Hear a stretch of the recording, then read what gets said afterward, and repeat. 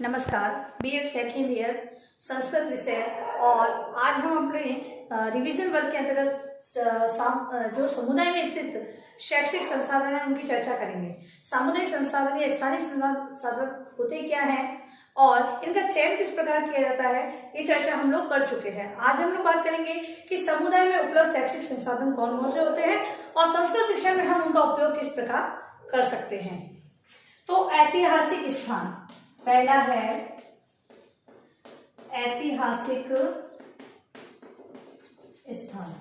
देखिए, ऐतिहासिक स्थान मतलब इतिहास से संबंधित, मतलब कि जो प्राचीन समय में बनाया गया या फिर प्राचीन समय में था और वर्तमान में हम उसको इतिहास के रूप में देख रहे हैं, क्योंकि हमने उसे बनते हुए नहीं देखा है। ठीक है, कब बना था वो, ये सारी केवल हमारे पास क्या है, हमारे पास एक हम कहें इतिहास है, हमारे पास उपलब्ध संसाधन है कि अब उसके माध्यम से हम लोग जान सकते हैं। हमारे पास जो तथ्य है, जानकारी है, उसके माध्यम से हम उसकी जानकारी प्राप्त कर रहे हैं। अब संस्कृत शिक्षण में ऐतिहासिक स्थान के बारे की हम बात करें तो मान लो कोई किले की बात आ जाती है, पाठ आता है बच्चों के, संस्कृत के अंतर्गत पाठ आ गया, मेहरानगढ़ का किला आ गया या फिर चित्तौड़गढ़ का किला आ गया। अब ये अगर कोई बच्चा अगर चित्तौड़ में ही रहता है तो शिक्षक है एक टूर बनाकर पर्यटन या भ्रमण की स्थिति वहां पर वो रख सकता है और बच्चों को वहां पर वो प्रत्यक्ष रूप से उस किले के बारे में जानकारी दे सकता है। तो ये ऐतिहासिक स्थान है। और संस्कृत शिक्षा में अगर हम किसी किले का उदाहरण लेते हैं और अगर वो बालक या शिक्षक वही है, मतलब कि वो स्थान उनके आसपास ही है, तो शिक्षक वहां पर जाकर बालक को जो जानकारी है वो उपलब्ध करवा सकता है। तो ऐतिहासिक स्थान से हम बात करें तो विद्यालय के आसपास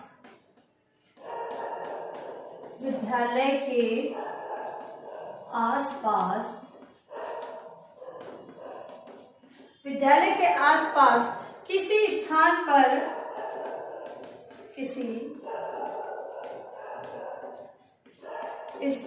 पर यदि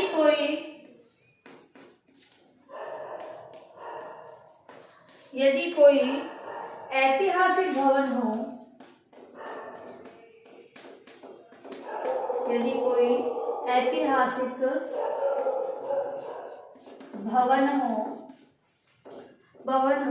तो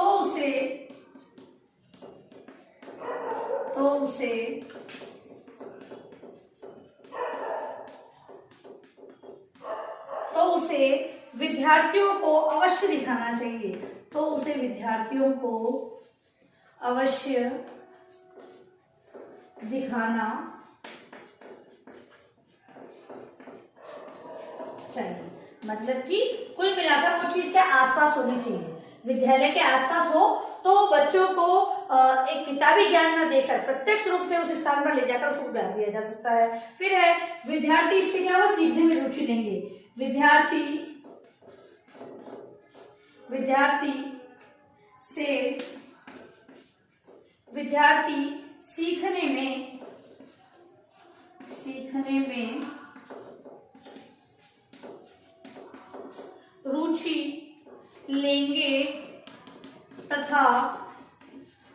सीखने में रुचि लेंगे तथा सूक्ष्म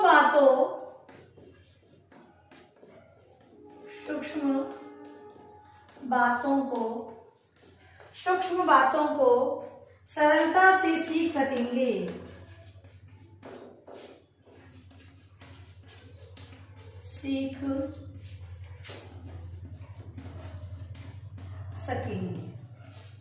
इसके अलावा स्थानीय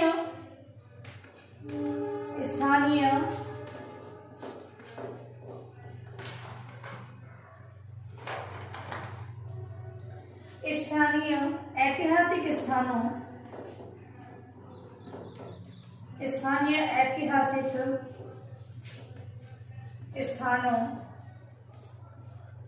स्थानों के अतिरिक्त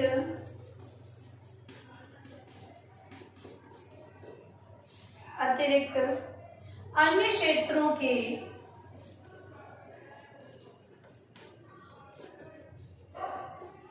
अन्य क्षेत्रों के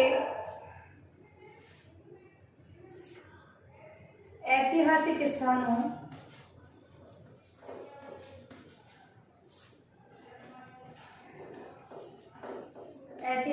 स्थानों को दिखाने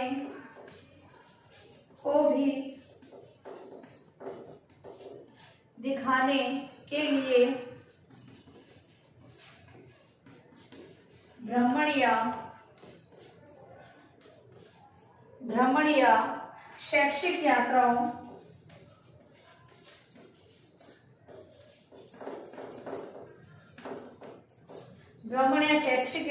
का आयोजन किया जाना चाहिए।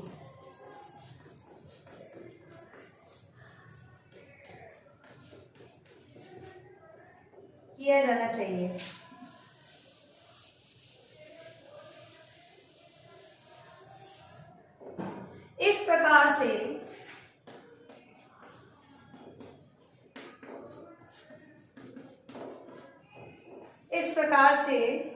जो ज्ञान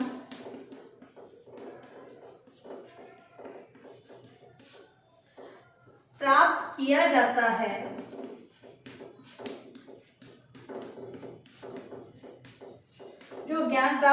जाता है वो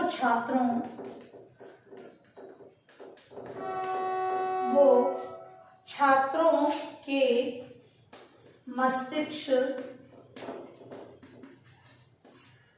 के मस्तिष्क में स्थायी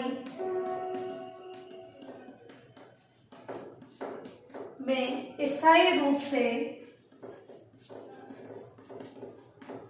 रहता है। देखिए, ऐतिहासिक स्थान की जैसे हमने बात करी तो उसके अंदर आसपास का वो स्थान होना चाहिए। इसके अलावा भी शिक्षक है थोड़ी दूरी पर स्थित स्थानों पर भी इस बच्चों को ले जाकर भ्रमण के माध्यम से उन्हें जानकारी प्रदान कर सकता है, और वो जो ज्ञान प्राप्त करेंगे वो कैसा होगा, मस्तिष्क में स्थायी रूप से रहेगा। इसीलिए ऐतिहासिक स्थान भी संस्कृत शिक्षण के अंतर्गत महत्वपूर्ण माने गए हैं। नेक्स्ट है दूसरा जो है संसाधन, वो है प्रशासकीय संस्थाएं। प्रशासकीय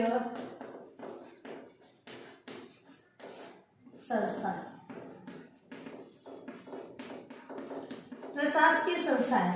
अब प्रशासकीय संस्थाओं के अंतर्गत जो प्रशासन के द्वारा जो संस्थाएं चलाई जा रही, नगर पालिका हो गई या फिर कोई कलेक्टर ऑफिस है, या मतलब कि अलग अलग जो मतलब कि संस्थाएं हैं जहां पर ऑफिशियली कार्य किया जाता है, और हम लोग बालकों को बताते हैं, जैसे पोस्ट ऑफिस बताते हैं बच्चों को, तो पोस्ट ऑफिस के बारे में अगर कोई ऐसा पार्ट आ गया तो अध्यापक क्यों ना उसे वहां पोस्ट ऑफिस में ले जाए और सारी जानकारी दे, जिससे कि क्या होगा, मैंने जैसे बताया था कि बालकों को अगर हम गाय का निबंध बोले और गाय उन्होंने देखी है, समझी है, तो वो गाय के बारे में कभी गलत नहीं लिख सकेंगे, और वो जो तर्क वितर्क की जो भावनाएं उनके अंदर उत्पन्न होगी वो तर्क वितर्क कर सकेंगे। तो यही बात है कि संस्थाओं के अंदर मतलब कि जैसे संस्थाओं से हम लोग बच्चों को अवगत करा देंगे तो बालक जो जानकारी है वो सटीक जानकारी को ग्रहण करेंगे और उनके मस्तिष्क में वो स्थायी रूप से रहेगी। प्रशासकीय संस्थाओं के अंतर्गत प्रशासकीय संस्थाओं के अंतर्गत प्रशासकीय संस्थाओं के अंतर्गत वे संस्थाएं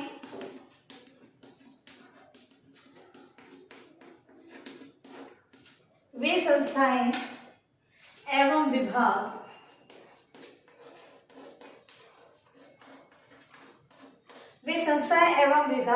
आते हैं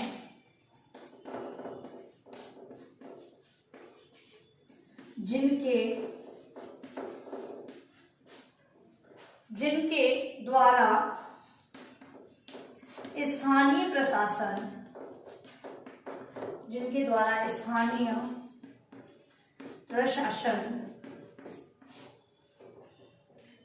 संबंधी कार्य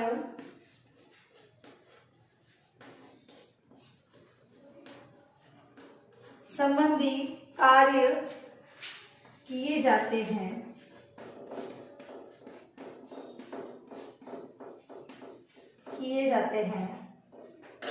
ग्राम पंचायत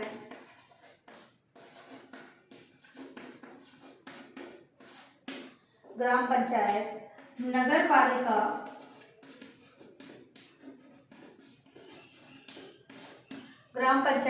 पालिका जिला परिषद,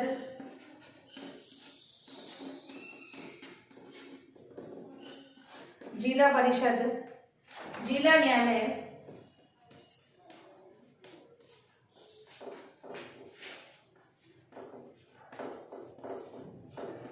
जिला न्यायालय एवं स्थानीय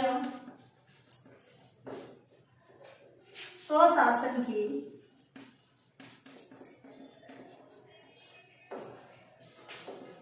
संस्थाएं।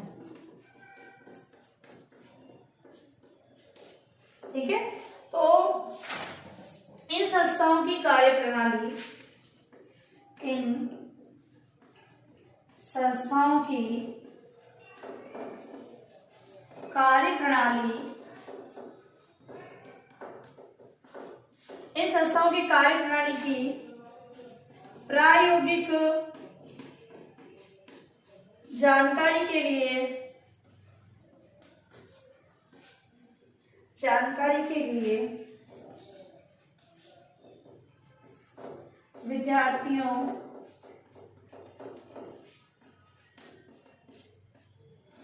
विद्यार्थियों को वहां पर ले जाया जा सकता है। अवलोकन से प्रत्यक्ष ज्ञान प्राप्त होता है। अवलोकन द्वारा प्रत्यक्ष ज्ञान प्रदान किया जा सकता है। ठीक है, तो अगर हम संस्थाओं की बात करें, सारी संस्थाएं जैसा कि हमने पढ़ा कि पंचायत है, नगर पालिका, जिला परिषद है। बच्चों को अगर मान लो जिला परिषद से संबंधित कोई चैप्टर आ रहा है बच्चों के अंतर्गत, तो अगर शिक्षक है वो जिला परिषद में प्रधान से परमिशन ले, फिर ना बच्चों के अभिभावक उससे परमिशन ले। अगर लेकिन इन चीजों के लिए अभिभावक से परमिशन न भी ले, क्योंकि हम लोग विद्यालय आवास में बच्चों को ले जा रहे हैं और कालांश निश्चित है कि इसी हालत में ले जाना है, आसपास अगर हो तो ले जा सकता है। और वहां से संबंधित जानकारी जो पाठ के अंतर्गत है, इससे पहले अध्यापक को पाठ के बारे में एक योजना बनानी होगी कि बच्चों को हमें कौन कौन सी जानकारी देनी है। बच्चों के लेवल की जो जानकारी है वो वहां से हम लोग उपलब्ध करवा सकते हैं बच्चों को। फिर है स्थानीय भौगोलिक वातावरण।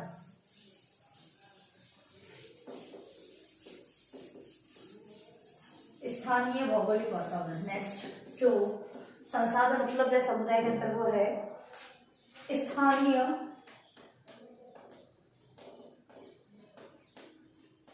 भौगोलिक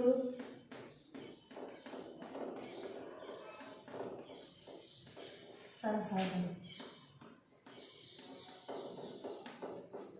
स्थानीय भौगोलिक संसाधन विद्यालय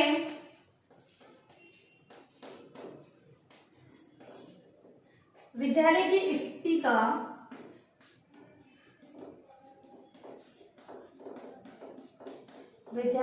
स्थिति का भौगोलिक परिवेश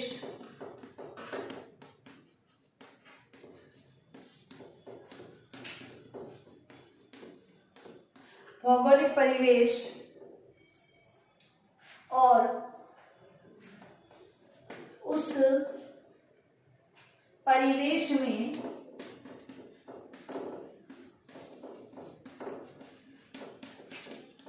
लोगों का स्वास्थ्य,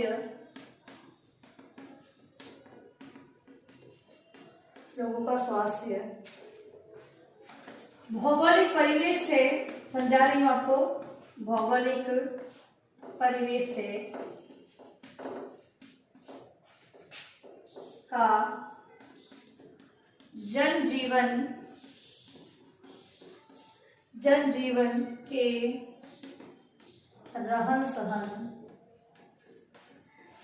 के रहन सहन के स्तर पर प्रभाव। अब हम बालक को किसी स्थानीय संस्थान के अंतर्गत भौगोलिक वातावरण तो विद्यालय की स्थिति के बारे में भी जानकारी दे सकते हैं कि अपना विद्यालय यहाँ स्थित है, भाई गर्मी में यहाँ पर कैसा वातावरण रहता है, सर्दी में कैसा वातावरण है, बारिश किस प्रकार की होती है, और इसके कारण, इन परिस्थितियों के कारण रहन सहन यहाँ के लोगों का किस प्रकार का है। भाई जिस जगह लोग रहते हैं वहीं के हिसाब से उन्हें अनुकूलित होना पड़ता है, ठीक है। और अगर वो अनुकूलित नहीं होते तो वहां पर वो रह नहीं पाते हैं। तो वातावरण के आधार पर जो व्यक्ति हैं उनका रहन सहन और जीवन यापन होता है, ठीक है। अब नेक्स्ट है प्राकृतिक संसाधन। नेक्स्ट है प्राकृतिक संसाधन। प्राकृतिक संसाधन, प्राकृतिक संसाधन मतलब प्रकृति से प्राप्त जो हमें संसाधन है, कोयला हुआ, सूर्य है, चंद्रमा है, ये सब क्या है, इनसे जो हमें प्राप्त हो रहा है वो प्राकृतिक है, ठीक है। जल है, हवा है, ये सब प्राकृतिक चीजें हैं, ठीक है। स्थानीय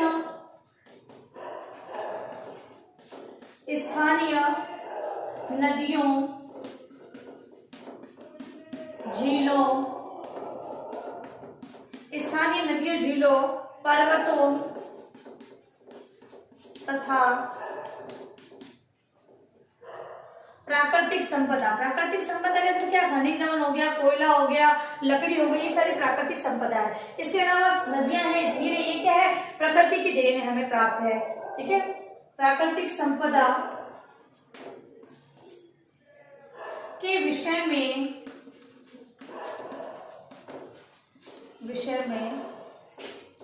जानकारी प्राप्त करने के लिए स्थानीय संस्थान में ये संपदा के विषय में जानकारी प्राप्त करने के लिए शैक्षिक यात्राएं आयोजित की जाती है।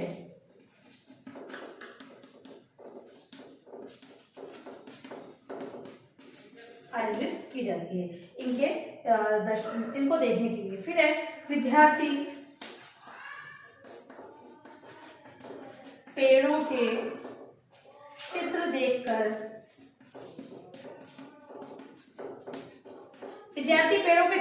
जो ज्ञान प्राप्त करते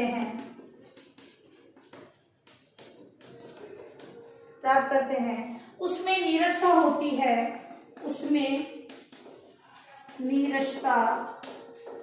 है, भाई उदाहरण के रूप में अगर हम देखें तो अगर विद्यार्थियों को अगर हम पेड़ का चित्र दिखाएं और कहें कि पेड़ में ये होता है, ये, लेकिन अगर हम बालकों को पेड़ के पास ले जाएं और उससे संबंधित ये पेड़ का तना है, ये जड़ है, ये फल है, ये फूल है, ये सारी जानकारी अगर हम उन्हें प्रत्यक्ष रूप से एक पेड़ का चित्र दिखाने से और एक प्रत्यक्ष रूप से हम दिखाए तो चित्र के अपेक्षा जो पेड़ हमने दिखाया है उससे वास्तविक रूप से वो उससे ज्यादा जानकारी प्राप्त कर सकता है। तो प्राकृतिक संसाधनों की भी बात अगर हम करें तो हमारे आसपास का जो वातावरण है, आसपास जो चीजें उपलब्ध है, बालकों को यदि उसके चित्र न दिखाकर, मॉडल न दिखाकर उन चीजों के पास ले जाया जाए और बालकों को जानकारी दी जाएगी तो वो जानकारी बालकों के मस्तिष्क में स्थायित्व लेगी और बालक जो ज्ञान प्राप्त करेंगे वो ज्ञान है उनके लिए वास्तविक ज्ञान उनके अंतर्गत आएगा, वो व्यवहार में उस चीज को अपना लेंगे। अब है गृह कार्य प्रश्न।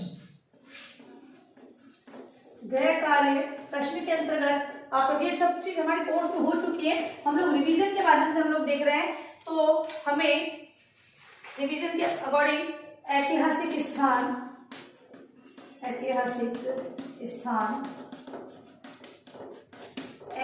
स्थान, प्रशासकीय संस्थाएं,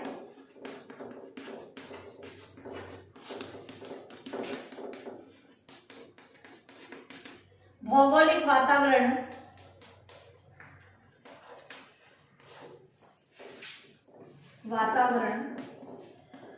तथा प्राकृतिक संसाधन का संस्कृत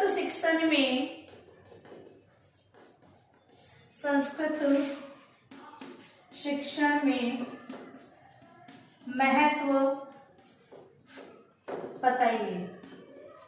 ठीक है, गृह कार्य प्रश्न के रूप में आपको ये चारों चीजें, ठीक है, जो मैंने आपको संसाधन के रूप में बताई है कि संसाधन का हम लोग उपयोग किस प्रकार संस्कृत में कर सकते हैं, यही आपको महत्व के रूप में आप प्रतिपादित करना है। प्रश्न हम लोग उद्देश्य भी बोल सकते हैं, महत्व भी बोल सकते हैं, और ये उपयोग में किस प्रकार लाई जा सकती है। तो इसका आंसर आपको इसी रूप में लिखना है। तो अपने उत्तर पुस्तिका में इसका आंसर लिखें। और आप लोगों से निवेदन है, इस महामारी के दौर में कम से कम ये आवश्यक जरूरी कार्य होने पर ही घर से बाहर निकलें, और बाहर जाते हैं तो 3 बातों का विशेष ध्यान रखें। मास्क लगाएं, हाथों को सैनिटाइज करते रहें, और सोशल डिस्टेंस का ध्यान रखें। सुरक्षित रहें, सभी का ध्यान रखें। धन्यवाद।